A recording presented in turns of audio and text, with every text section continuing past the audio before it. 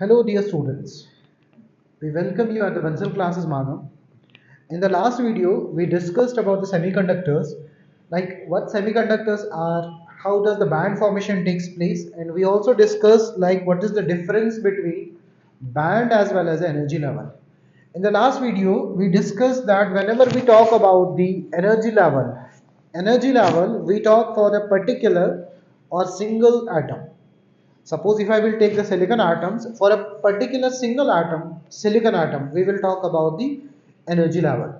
What I mean to say that अगर हमारे पास एक सिलिकॉन एटम है, सिलिकॉन एटम में सिंगल इंडिविजुअल सिलिकॉन एटम में एनर्जी लेवल होगा, लेकिन जब उन सिलिकॉन एटम्स को हम कंबाइन करेंगे वो बनाएंगे सिलिकॉन का क्रिस्टल. जब वो क्रिस्टल बनेंगे तो वहां पे रेंज ऑफ एनर्जीज क्रिएट हो जाता है. उन रेंज ऑफ एनर्जीज को ही हम बैंड कहते हैं. तो band is confined with the crystal as well as the energy level is confined with the atom. Now उस में हमने डिटेल में डिस्कस किया था कि इन दो कंडक्शन बैंड कैसे बनता है, वैलेंस बैंड कैसे बनता है, and we also know that there's a difference between conduction band as well as the valence band. और ये चीज हमने डिस्कस करी थी कि कंडक्शन बैंड और वैलेंस बैंड के बीच में जो डिस्टेंस होता है, if this is the conduction band and this is the valence band, इन दोनों के बीच में जो डिस्टेंस होता है उसको हम फॉरबिडन एनर्जी गैप कहते हैं. Actually this is the range of energy, इसको ही हम फॉरबिडन एनर्जी गैप कहते हैं. और हमने ये भी बताया था कि इसको फॉरबिडन एनर्जी क्यों कहते हैं, क्योंकि इसमें इलेक्ट्रॉन जो है स्टे नहीं कर सकता. Electron can not stay, electron has to be either in the valence band और द कंडक्शन बैंड. अब इसी फॉरबिडन एनर्जी गैप के कॉन्टेक्स्ट में हमसे क्या क्वेश्चंस पूछे जाते हैं या कैसे क्वेश्चंस बनते हैं, now we will just discuss them. Now coming to the very first slide, in order to save your time we have discussed this already कि जो कंडक्शन बैंड होता है, let's say this is the conduction band and this is the valence band और this is the range of energy. This is actually nothing but CB minimum, क्योंकि यहां से CB start हो जाता है, this is CB and this is the VB maximum.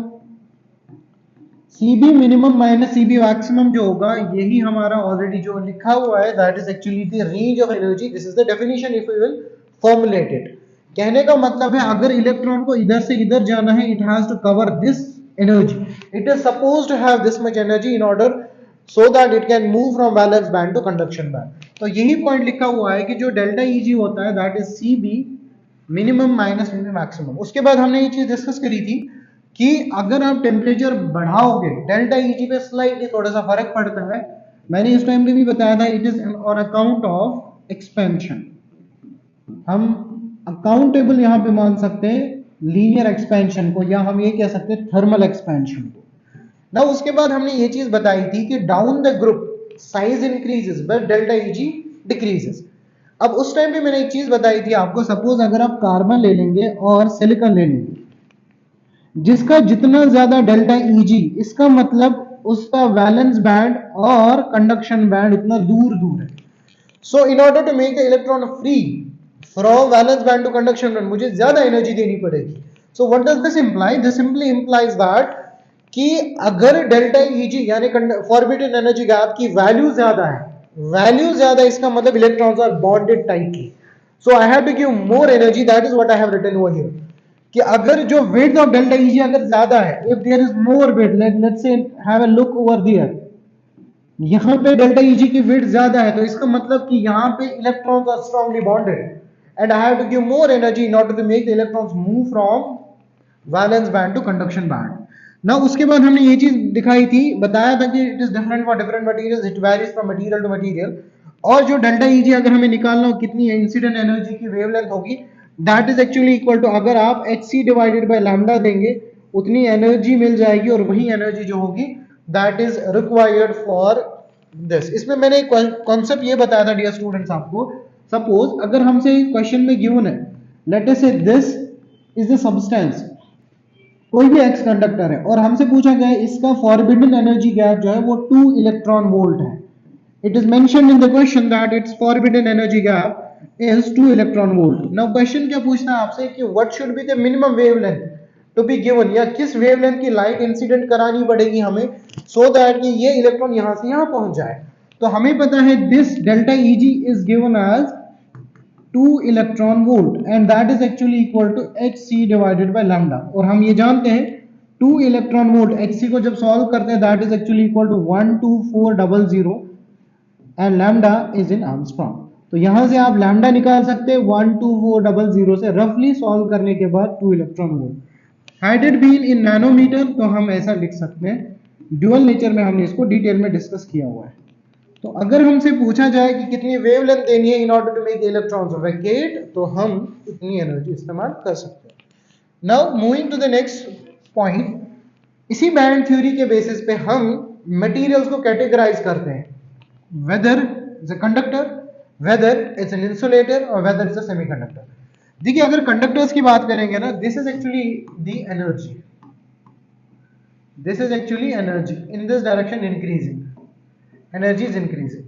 अगर conductors हैं, conductors में क्या होता है, बैलेंस बैंड और conduction band they actually overlap, वो ओवरलैपिंग करते हैं। इसका मतलब कि अगर मुझे I just want to electron to become free, I need not to give any energy. Conductors में ऑलरेडी कंडक्ट करते हैं, इसका मतलब इलेक्ट्रॉन्स ऑलरेडी फ्री है। फ्री क्यों है? क्योंकि उनका बैलेंस बैंड और कंडक्शन बैंड ओवरलैप कर रहा है। जब ये ओवरलैपिंग करते हैं तो वहां पे डिफरेंट डिस्टेंस कितना होगा, या वहां पे रेंज ऑफ एनर्जी डिफरेंस कितना होगा, तो जीरो होगा। इसीलिए कंडक्टर्स के केस में जो डेल्टा Eg है that's a forbidden energy gap, वह जीरो होता है। क्यों? क्योंकि कंडक्शन बैंड और बैलेंस बैंड ओवरलैप कर रहे हैं। वही बात अगर हम करेंगे इंसुलेटर्स की, इंसुलेटर्स में क्या होता है, करंट कंडक्ट नहीं करता, मतलब इंसुलेटर जो मटेरियल है वो कंडक्ट नहीं करता। रीजन क्या है? क्योंकि यहाँ पे जो बैलेंस बैंड और कंडक्शन बैंड के बीच में सेपरेशन है ना, वो बहुत ज्यादा है। कितनी होती है? Generally as with NCERT data हम generally greater than 3 electron volt, जब भी delta Eg that's a forbidden energy gap 3 electron volt से एक्सीड करे, we take this as the insulator, इनमें फॉरबिडन एनर्जी गैप इतनी होती है। अगर वही हम एनर्जी की सॉरी सेमीकंडक्टर्स की बात करें, सेमीकंडक्टर्स में लेस देन 3 इलेक्ट्रॉन वोल्ट होता है। अब यहां भी एक चीज हमने ये देखी कि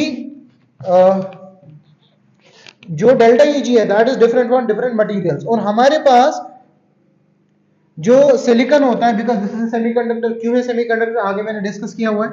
सिलिकॉन है और जर्मेनियम है। सिलिकॉन का delta Eg 1.1 electron volt. What does this mean? इसका मतलब मैं अगर आपसे पूछूं, अगर मैं सिलिकॉन के वैलेंस बैंड से कंडक्शन बैंड में इलेक्ट्रॉन पहुंचाना चाह रहा हूं, how much energy I should give? It is 1.1 electron volt. ये याद रखना। और अगर मैं आपसे यही पूछूं, अगर सिलिकॉन का, इफ सिलिकॉन का डेल्टा Eg जो है that is 1.1 electron volt, what should be the wavelength so that the electron और द सेमीकंडक्टर और this silicon will become conductor और इट विल स्टार्ट कंडक्टिंग, या इसके इलेक्ट्रॉन्स वैलेंस बैंड से conduction band में चले जाएंगे। हम ये जानते हैं that is 1.1 equals to 12400 divided by lambda. तो लैम्डा हम इजीली निकाल सकते हैं, 12400 डिवाइडेड बाय 1.1। तो ये जो है इसका वेवलेंथ आ जाएगा in Armstrong.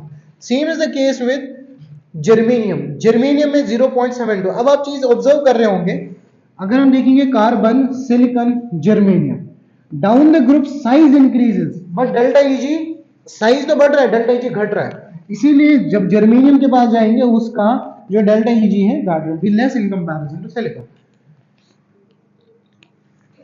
Now moving to this important data, that is कि आप ये यहां पे देख लीजिए, यहां पे मैंने ग्रुप 14 लिखा है, कार्बन फैमिली। यहां पे कार्बन है, आप नीचे जाएंगे साइज बढ़ेगा, delta Eg has to accordingly decrease, size बढ़ रहा है। कार्बन का डेल्टा Eg कितना होता है? रफली 6 इलेक्ट्रॉन वोल्ट। और हमने यही चीज बताया था, if delta Eg is exceeding 3 electron volt, take it as insulator. इसीलिए कार्बन जो है ना, it behaves as insulator over here. Carbon behaves as insulator because इसका डेल्टा Eg एक्सीड कर रहा है 3 इलेक्ट्रॉन वोल्ट से। और अगर हम यही सिलिकॉन और जर्मेनियम की बात करें, इनका डेल्टा Eg लेस देन 3 है और यहाँ पे रफली 0 होता है, इसीलिए ये मेटल्स होते हैं, ये कंडक्टर्स होते हैं। सिलिकॉन और जर्मेनियम सेमीकंडक्टर्स में क्यों कंसीडर किए गए? क्योंकि इनका डेल्टा Eg 3 से लेस और 0 से थोड़ा सा ज्यादा होता है, जैसे हमने अभी देखा है। अब यहाँ पे बात समझनी है हमें, जीरो एब्सोल्यूट जीरो टेम्परेचर का मतलब होता है, हमें पता है, that is actually 0 kelvin, that is equal to -273 degree. जब हम -273 डिग्री टेम्परेचर ले आते हैं ना, what happens, even the electronic movement stops, electronic movement तक रुक जाती है। That is what we call as absolute temperature, absolute zero. जो एब्सोल्यूट जीरो होगा ना, उस टाइम पे क्या होगा, जो कंडक्शन बैंड होगा सेमीकंडक्टर का, उसमें कोई भी इलेक्ट्रॉन नहीं होगा।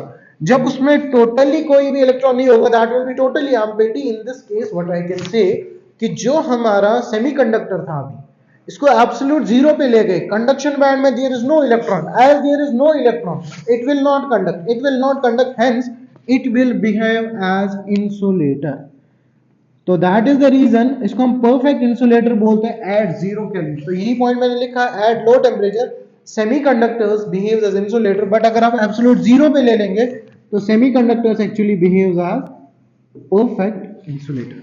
तो ये चीज याद रखना। मूविंग टू द नेक्स्ट, वो है कि जनरल प्रॉपर्टीज क्या होती है सेमीकंडक्टर्स की। तो पहला पॉइंट ये है कि जो सेमीकंडक्टर्स होते हैं ना, they generally belong to group 14, जो हमारा कार्बन, सिलिकॉन, जर्मेनियम, आर्सेनिक, ये सब। और हमें पता है इनका डेल्टा Eg जो है that is it should be less than 3 electron volt और it should be greater than 0 electron. Group 14 को बिलोंग करते हैं, generally form covalent bond because of their valency. इनकी कंडक्टिविटी ऑफ इंक्रीज कर सकते हैं, we can increase the conductivity of semiconductors by a special process known as doping. Doping को हम आगे बढ़ना है हमें, व्हाट इज डोपिंग। अच्छा, जब भी हम सेमीकंडक्टर्स की बात करेंगे ना, तो यहाँ पे दो करंट कैरियर्स होते हैं, एक होता है electrons and holes. Current carriers यहाँ पे दो होंगे। अगर करंट कैरियर्स दो होंगे तो यहाँ पे दो करंट्स भी होंगे, एक होगा hole current as well as electronic current. वो क्या होता है आगे हमने इसको डिस्कस किया हुआ है। नाउ अब समझना डियर स्टूडेंट्स कि जब भी हम इसकी बात करेंगे सेमीकंडक्टर्स की, तो सेमीकंडक्टर्स में क्वेश्चन कभी कभी आ जाता है what is the coefficient of thermal resistivity का कोफिशिएंट क्या होता है, पॉजिटिव और नेगेटिव, ये क्या होता है। पहले हम डिफाइन करें। लेट्स से मैंने एक कंडक्टर लिया, इसका जब मुझे अल्फा डिफाइन करना है, alpha is the resistivity coefficient, वो किसके बराबर होता है, change in resistivity divided by original resistivity, पहले कितनी थी resistivity, multiplied by change in temperature. तो यही मैंने डिस्कस किया। लेट्स से ओरिजिनली इसकी रेजिस्टिविटी आर नॉट थी, आर थी या आर नॉट थी, वो चेंज हो गई R naught minus R divided by R naught, that is original multiplied by change in temperature.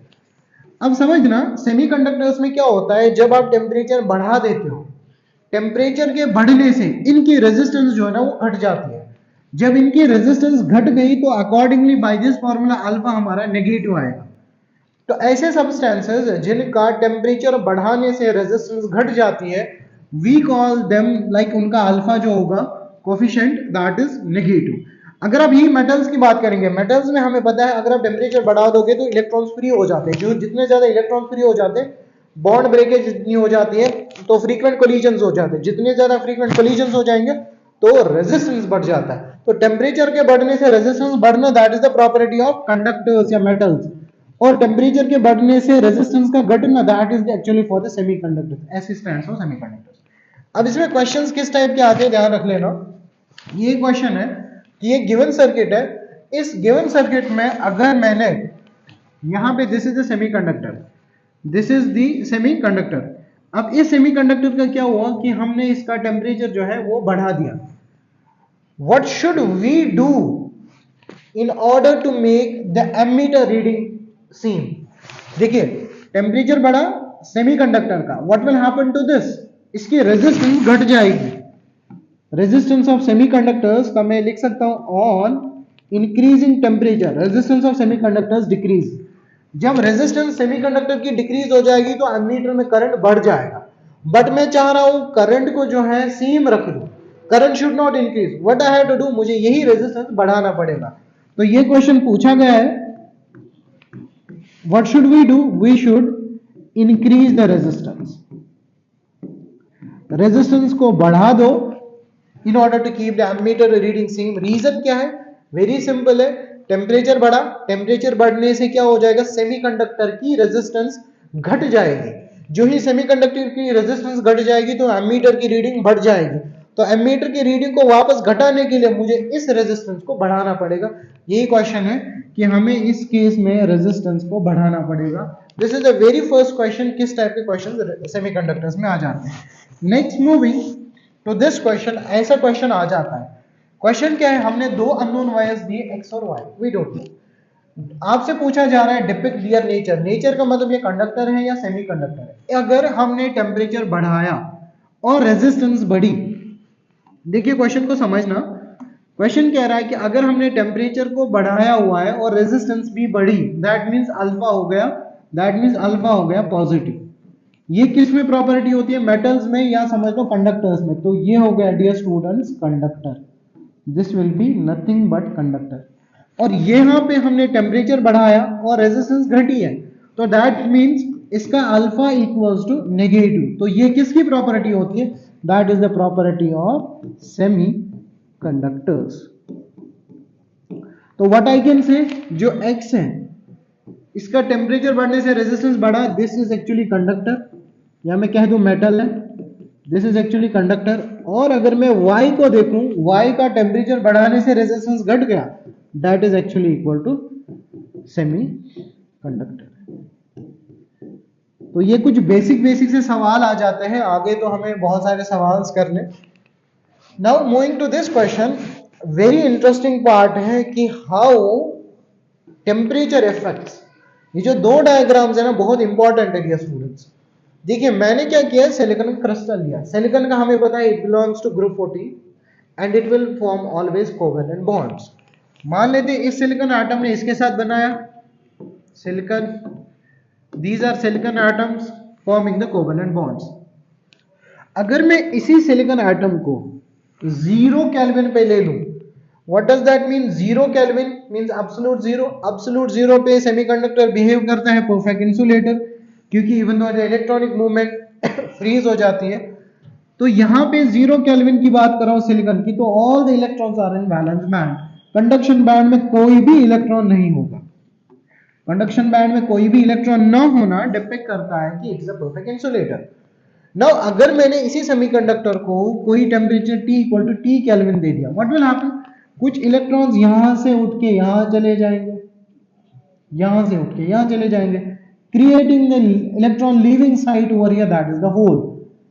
तो ये इलेक्ट्रॉन्स यहां चले गए। नाउ इलेक्ट्रॉन जिस सेमीकंडक्टर के कंडक्शन बैंड में आ गए इलेक्ट्रॉन्स, तो वो इलेक्ट्रॉन्स क्या करेंगे, they will make it a conductor, kind of, they will make it happen to conduct. तो अब ये कंडक्ट करेगा, but the temperature should be above 0 kelvin. तो इस केस में क्या हो जाएगा, मान लेते सिलिकॉन क्रिस्टल को देखेंगे। सिलिकॉन क्रिस्टल में क्या हुआ, टेम्परेचर, अभी आपने टेम्परेचर को बढ़ाया, ये बॉन्ड ब्रेक हुआ। तो जब ये बॉन्ड ब्रेक हुआ तो ये इलेक्ट्रॉन और ये इलेक्ट्रॉन फ्री हो गया। व्हाट विल हैपन, तो यहां पे जो इलेक्ट्रॉन फ्री हो गया, यहां पे आ गया होल, इलेक्ट्रॉन लीविंग साइड को होल बोलते हैं। तो यहां पे एक होल क्रिएट हो गया। इस इलेक्ट्रॉन को की डेफिशिएंसी को फिलअप करने के लिए ये वाला इलेक्ट्रॉन यहां जंप करेगा, तो यहां पे होल क्रिएट हुआ, इलेक्ट्रॉन एक ही ब्रेक हुआ। लेट्स अज्यूम एक क्रिस्टल की बात कर रहा हूं या एक एटम की बात कर रहा हूं। तो इस जो अब यहां पे होल हुआ, इसकी वजह से इधर जाना चाहेगा ये वाला इलेक्ट्रॉन, तो अब यहां पे होल क्रिएट हुआ। तो हुआ क्या, टेम्परेचर के बढ़ाने से एक्चुअल में दिस बॉन्ड, कोवेलेंट बॉन्ड का ब्रेक हुआ। कोवेलेंट बॉन्ड के ब्रेक होने से वहां पे होल मूवमेंट स्टार्ट हुआ। ये इलेक्ट्रॉन जिनकी एनर्जी वैलेंस बैंड में इतनी, मतलब इलेक्ट्रॉन्स ने टेम्परेचर के कारण एनर्जी गेन कर ली, they jump to conduction band creating a hole there. Hole is actually nothing, that is actually electron leaving side. जहां भी इलेक्ट्रॉन अपनी जगह छोड़ दिया, वहां पे इलेक्ट्रॉन ने होल बना दिया। अब समझना इधर, जब इसी होल को हम समझते हैं, इलेक्ट्रॉन्स की प्रॉपर्टी तो हमें पता है, ये हमेशा वैलेंस बैंड में होगा। देखिए इस पॉइंट को समझना, ये वैलेंस बैंड है, ये कंडक्शन बैंड है, यहां से इलेक्ट्रॉन जाएगा, वैलेंस बैंड से इलेक्ट्रॉन जाएगा कहां पे, कंडक्शन बैंड। तो होल तो यहां क्रिएट हो गया। ऐसा तो है नहीं कि कंडक्शन बैंड से उठ के इलेक्ट्रॉन वैलेंस बैंड में आ जाए, नहीं ऐसा तो नहीं होगा, until and unless we will not discuss photodiode। तो जो होल क्रिएट हो गया वो कहां पे क्रिएट हुआ, वैलेंस बैंड में। तो वैलेंस बैंड में ही होल क्रिएट होगा। इसीलिए मैंने लिखा जो होल्स होते हैं ना, they are always present in valence band, क्योंकि यहां से इलेक्ट्रॉन जंप करेगा। सो टेम्परेचर से, क्योंकि हम अभी इफेक्ट ऑफ टेम्परेचर पढ़ रहे हैं एनर्जी गेन करने के बाद ना। उसके बाद क्या होता है कि जहां से इलेक्ट्रॉन, मान लेते हैं this is the electron and this electron now moves, ये एक इलेक्ट्रॉन है, ये इलेक्ट्रॉन मूव कर रहा है। तो जब ये इलेक्ट्रॉन यहां से जाएगा तो it will create electron leaving side called as hole. This hole is actually what we call as the VCC, virtual charge carrier. Real charge carrier नहीं होता है, पॉजिटिव चार्ज बोलते हैं हम इसको. ये वाला पॉइंट इज मच इंपॉर्टेंट. हमने देखा जब हम होल की बात करेंगे ना, टेम्परेचर के कारण, डोपिंग की बात हमने नहीं करी. If we will talk about the electron, electron का मतलब होता है हमारा कि ये फ्री इलेक्ट्रॉन की बात कर रहे हैं. और अगर हम ये कह रहे हैं कि होल मूव कर रहा है, that is we are talking about the bonded electron. देखिए होल तभी तो बना जब बॉन्ड टूटा. इलेक्ट्रॉन ऑलरेडी फ्री है, तो होल का creation depends upon the bond. So जब भी हम बॉन्ड, जो होल होता है that is bonded electron actually. तो उसका मतलब यह है ना कि जब होल की मोबिलिटी होगी वो कंपैरेटिवली लो होगी. अब समझना, जो क्रिस्टल में है ना, हमें इलेक्ट्रॉन्स भी मिलेंगे और होल्स भी मिलेंगे. जैसे यहां पे लास्ट स्लाइड में समझना, अगर होल्स की बात करें हम, होल्स का मतलब है बॉन्डेड इलेक्ट्रॉन्स, और आई में से होल्स का मतलब है it is related to bonded electrons. होते तो ये वर्चुअल चार्ज कैरियर्स है. व्हेन दे आर बॉन्डेड, इसका मतलब इनकी मोबिलिटी कम होगी. जब इनकी मोबिलिटी कम होगी तो इसका मतलब mobility of electron is greater than mobility of holes. और रीजन ऐसा भी समझना है, मोबिलिटी को मास से रिलेट करके, ड्रिफ्ट वेलोसिटी पर इलेक्ट्रिक फील्ड, तो mass of electrons actually less than mass of holes. इसकी वजह से इंपॉर्टेंट पॉइंट ये है dear students, mobility of electrons, जो होल्स होते हैं ना, बॉन्डेड इलेक्ट्रॉन्स का मतलब holes have less mobility comparatively to free electrons. अब समझना, ये वाला कॉन्सेप्ट बहुत इंपॉर्टेंट है. ये मान लेते हैं मैंने एक सेमीकंडक्टर लिया. चलो इसको ऐसे समझते हैं, सेमीकंडक्टर लिया. Let's take this as a semiconductor. इस सेमीकंडक्टर में मैंने इलेक्ट्रिक फील्ड सेट किया. इलेक्ट्रिक फील्ड सेट करने का मतलब, लेट्स से मैंने इलेक्ट्रिक फील्ड लेफ्ट से राइट सेट कर दिया. What does this mean? Electric field हमेशा हमें पता है पॉजिटिव टू नेगेटिव डायरेक्ट होता है. तो यहाँ पे बाय डिफॉल्ट पॉजिटिव है, यहाँ पे नेगेटिव. अब इसमें क्या होता है सेमीकंडक्टर में, let's say this is a semiconductor, तो यहाँ पे जो इलेक्ट्रॉन होगा, इलेक्ट्रॉन कहाँ मूव करेगा? इधर से इधर, क्योंकि that will try to go towards the positive potential, positive terminal. तो इलेक्ट्रॉनिक करंट किधर की तरफ होगा? आई की तरफ. क्योंकि हमें पता है कन्वेंशनल करंट में अगर direction of electron is from positive to negative, direction of electronic current will be from negative to positive. अब जो होल्स होंगे, होल्स कहां जाएंगे? क्योंकि हमें पता है सेमीकंडक्टर में कहां से होल्स भी होते हैं, इलेक्ट्रॉन्स भी होते हैं. होल्स है positive charge, they will also move in this direction. इनका करंट भी ऑलरेडी इनहिट इसी डायरेक्शन में होगा. इसमें तो कन्वेंशनल करंट का कोई कॉन्सेप्ट नहीं है. तो नेट करंट कितना होगा? जो नेट करंट, दोनों की डायरेक्शन सेम है. इलेक्ट्रॉनिक करंट भी उधर ही है और होल करंट भी उसी डायरेक्शन में. This is actually the net current which is generated in the semiconductors. तो इन स्लाइड्स में हमने यही चीज सीख ली कि जब हम नेट करंट की बात करेंगे तो नेट करंट सेमीकंडक्टर्स में इलेक्ट्रॉनिक करंट होता है as well as the hole current होता है. नेक्स्ट वीडियो में हम इसको डिटेल में डिस्कस करेंगे, पीएन जंक्शन पे डोपिंग कैसे करते हैं, इंट्रिंसिक और एक्सट्रिंसिक सेमीकंडक्टर्स. Thank you.